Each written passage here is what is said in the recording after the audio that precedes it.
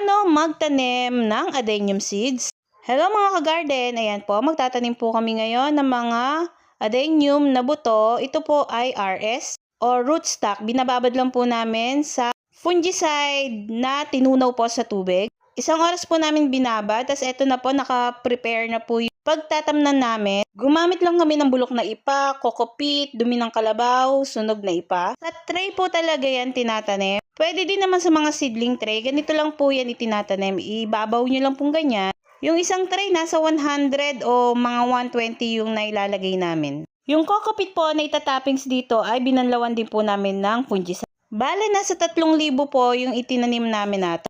Pagtapos pong mapuno po ng seeds yung tray, ang itatappings naman po dyan ay kokopit. Para po mabilis na lalabas o tutubo yung mga seeds, hindi mahihirapan. Tapos, ayan, i-sprayan ulit namin siya ng